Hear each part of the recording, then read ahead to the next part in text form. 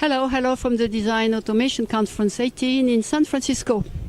I started the video yesterday with ARM and I go on with the next star IP provider, you know. It's reasonable now to listen to Synopsys, the other big player in this area. And I have the pleasure to be with John Koeter, which is Vice President of Marketing for IP. And I think the topic is very simple, how exciting everything today around IP. Thank you, Gabrielle, and thank you for having us here. It's wonderful to be here. Yes, it's an absolutely exciting time to be in semiconductor right now. We think we're on the verge of the next big wave of explosive innovation that at Synopsys we call smart everything.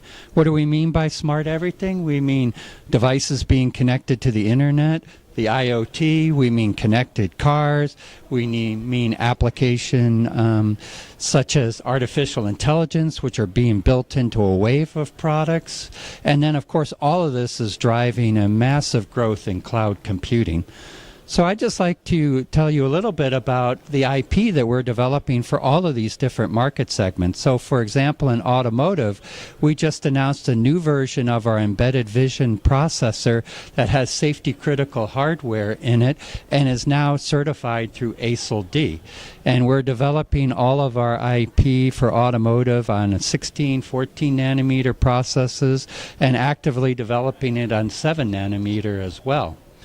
I'd also like to talk about cloud computing, which is a big growth area for us, particularly driven by AI. And we're developing a whole range of new IP from this, from DDR5 to PCI Express 5 to HBM2 to 56 gig SerDes. So this is another big area of growth for us that we're very excited about. You know that we also just recently acquired both Sidence and Kilopass to get into the one-time programmable or OTP market. And we're seeing just very, very strong interest in these applications, from everything from the most advanced 7 nanometer nodes to specialty nodes that are used for automotive and the Internet of Things.